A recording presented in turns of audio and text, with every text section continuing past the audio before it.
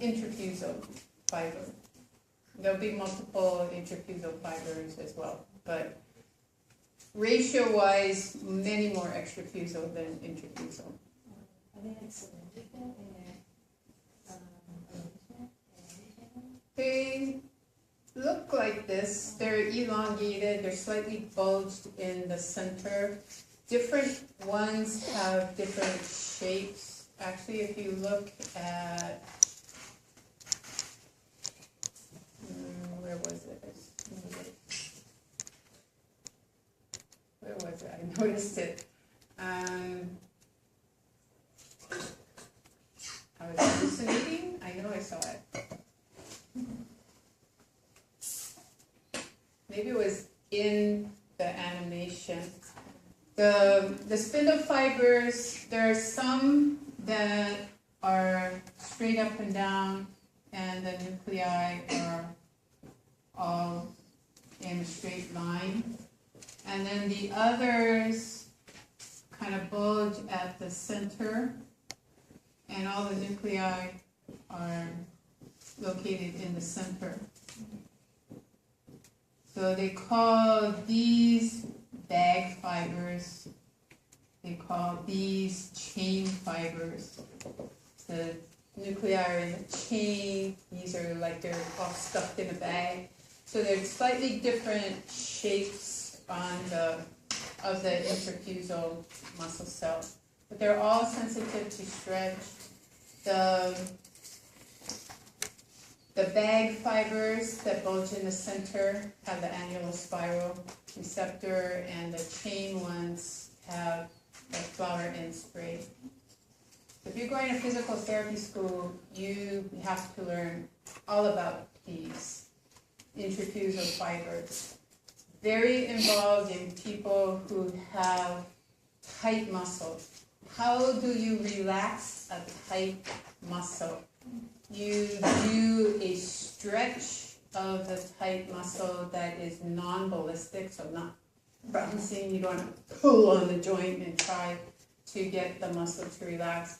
You apply constant stretch and then let go, and more stretch and let go. What you do is with the passive stretch, you can get those intrafusal fibers, you hold the stretch, their threshold will go back up. They'll become less sensitive to stretch. But if you're pulling on the muscles, you stretch and relax, you get the co-activation of the gammas, and they actually start to contract more, and they get more sensitive to the next little bit of stretch. So you're actually you're counteracting the stretch when you stretch and let go too fast. So just a passive stretch, you have somebody with the contraction due to a stroke. They don't have the ability to extend their arm anymore, but you put some passive stretch on that, and for a while the muscles will relax and you relieve some of that tension on their spastic arm or spastic leg. You can use the gammas, and with a slow stretch, you can decrease the sensitivity of these spindle fibers. The reason you get tight is usually because of the way you're using your muscle. You're asking them to contract and relax at high speed. And with that co-activation of the gammas, your stretch receptors, the sensitivity of your stretch receptors gets very low, so your threshold gets low. So any little bit of stretch of the muscle fires the afferents, and you get the muscle contracting, and that reinforces the tightness of the extrafusal fibers. People who are sprinters, they need that power. They need that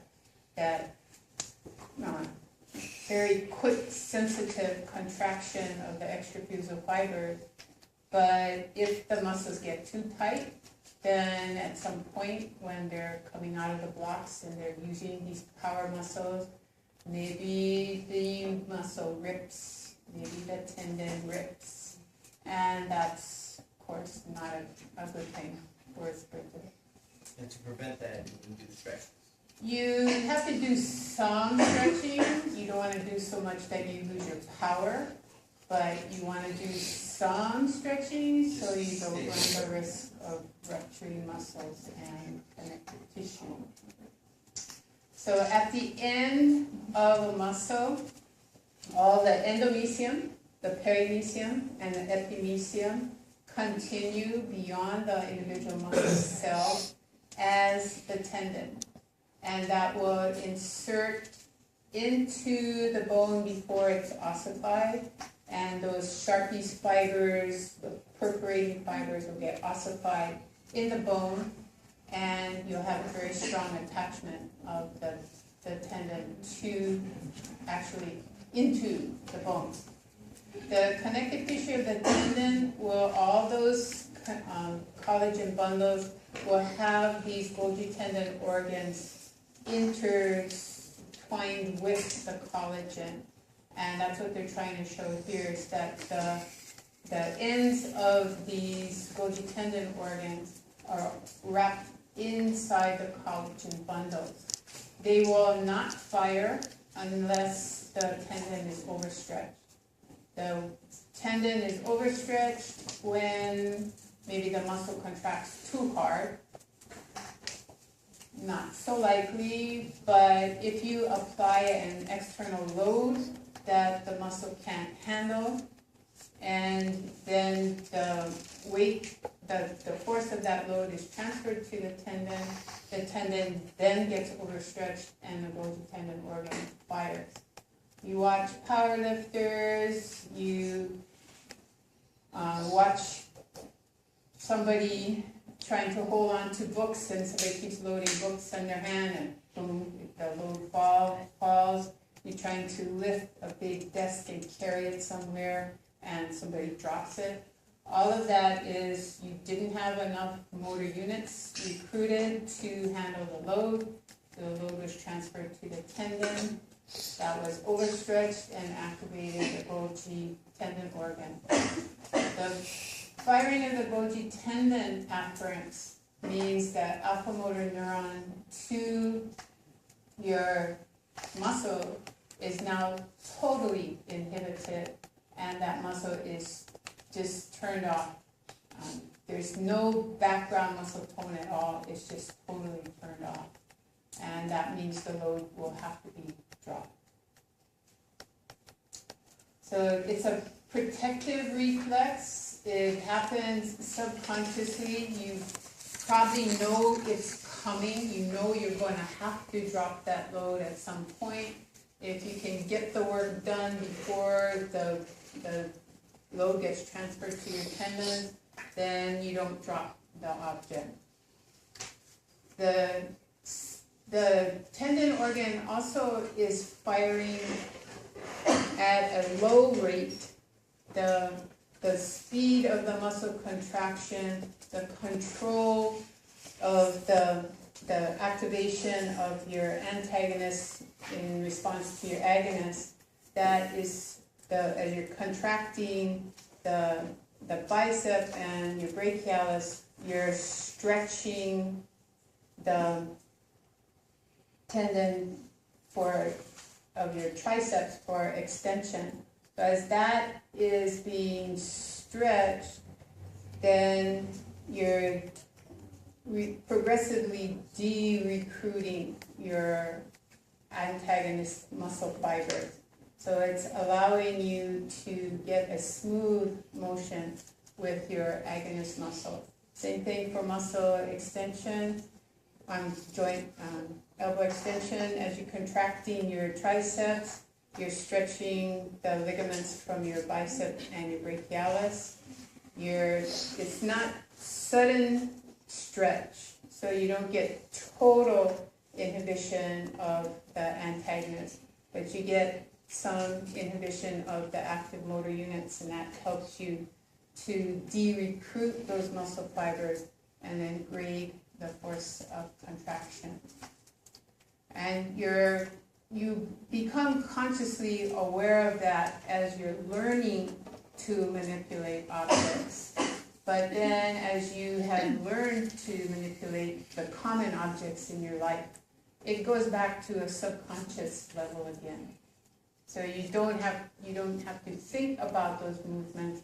You already consciously have determined how to move that joint and how to move that object. So you with experience, you can put it more at a subconscious level and just do it. You don't have to actively think about it anymore. But when you're learning, it is a conscious awareness. Walking, feeding yourself, they become reflexive, but you have to practice to get to that point. So going from skeletal now to smooth muscle. Smooth muscle cells are much smaller than skeletal muscle cells, have no cross striations. They have actin and myosin, but they're organized at different angles to the longitudinal axis of the cell.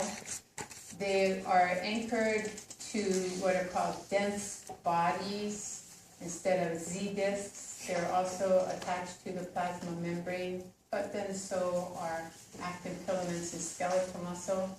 But these dense bodies can be at the surface of the cell, they can be internal to the cell.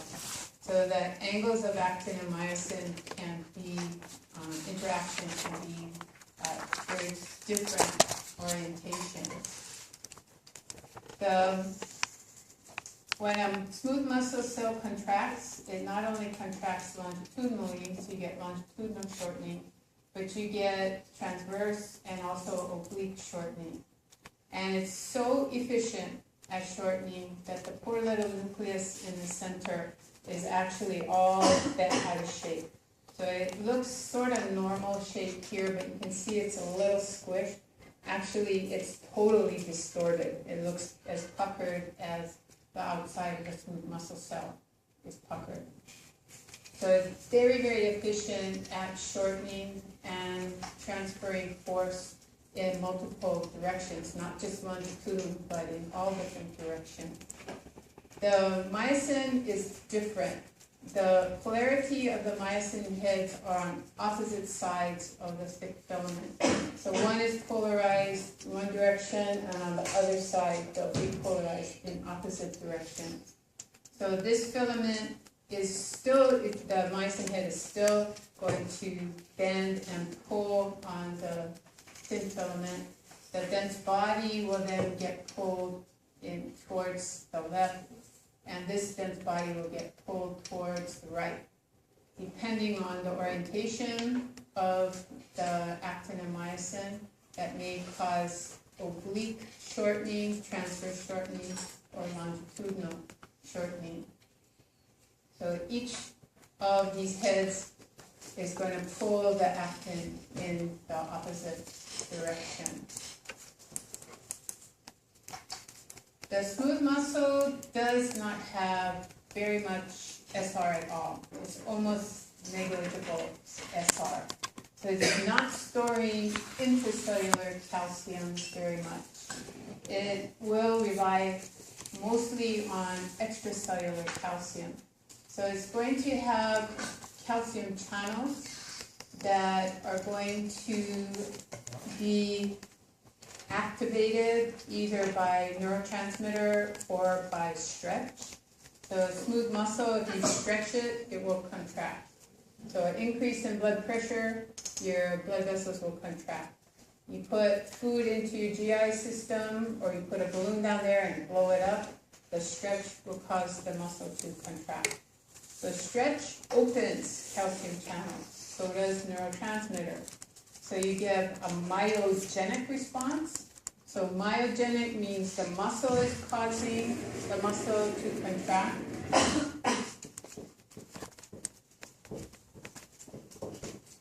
So muscle is causing it to contract. That is a stretch reflex. It's not intrafusal fiber stretch. It's actually the stretch of the smooth muscle cell. This will open calcium channels. Calcium then comes in from the extracellular fluid, and now you have the calcium to cause the interaction of actin and myosin. But there is no troponin. There is no tropomyosin. What you have is a molecule called calmodulin. It will bind the calcium, and then that complex will bind to myosin light chain kinase. So the calcium calmodulin complex activates a light chain kinase, which is an enzyme that will then transfer phosphate from ATP to the head of myosin. So in this case, you're going to get the ADP and PI on the head, and you'll also get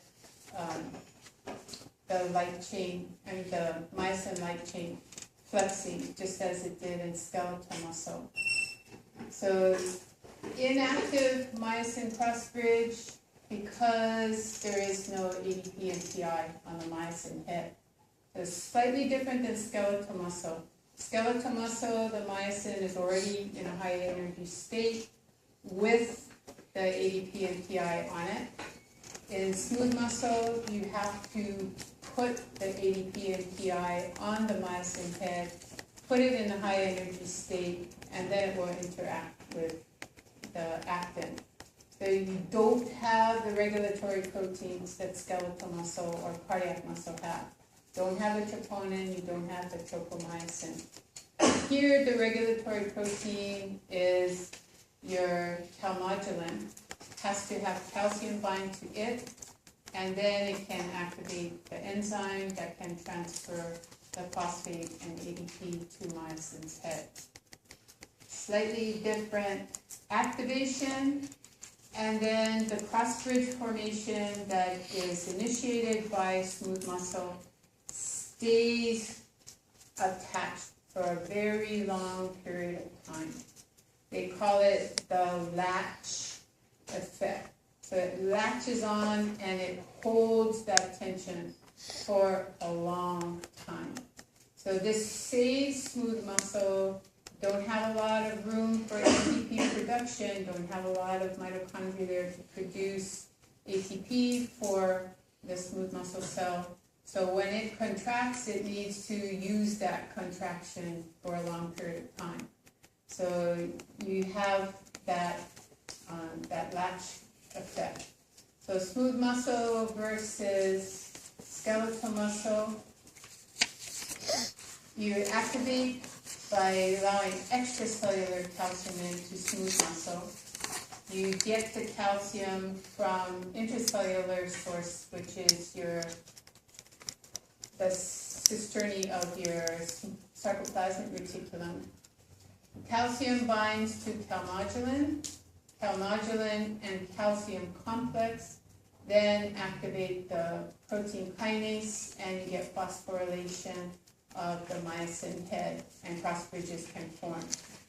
Here, the calcium then has to bind to troponin, move tropomyosin, and the already high energy ADP-PI complex on myosin's head then can interact with the actin binding site.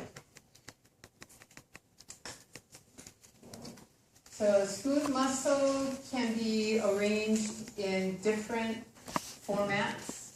You can activate individual smooth muscles and get fine control of your pupil diameter, for example.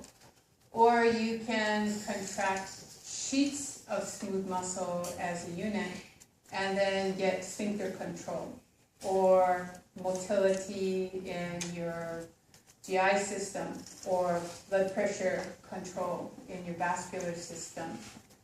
So multi-unit or single unit. Multi-unit means you're contracting individual smooth muscle cells. So multiple smooth muscle cells acting independently is a multi-unit smooth muscle.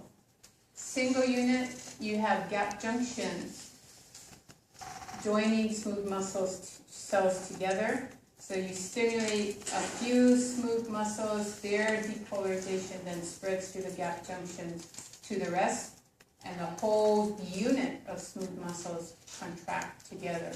So single unit has gap junctions, so multiple smooth muscle cells contract at the same time. Multi-unit, each cell is independent of its neighbor. So it's going to be independently stimulated either by stretch, but more likely neurotransmitter. The contraction can be phasic, meaning it occurs and relaxes. In that way, in the digestive tract, you can mix and churn up the food. Or it can be a tonic contraction, where you have a sphincter that is tight until it is appropriate for it to relax. So tonic, over time, smooth muscle can remain contracted, and then when appropriate stimulus arises, it will relax.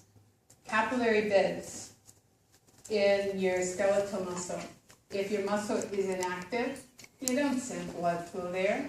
You don't get blood flow through the capillary bed because smooth muscle is constricted. As soon as that muscle gets active, then the metabolic byproducts of that metabolism relax the smooth muscle, and blood flow comes to your skeletal muscle. Neurogenic, the sympathetic nervous system and parasympathetic nervous system can have actions on smooth muscle in your eye. It can have action on smooth muscle in the GI system, but only sympathetic nerve controls the vascular system in your skeletal muscle, and also the vascular system in your GI tract. The myogenic response, you stretch a smooth muscle, they all have the calcium channels that respond to stretch. Calcium comes in, you get smooth muscle contraction. Okay, so take a break and we'll review this basic and tonic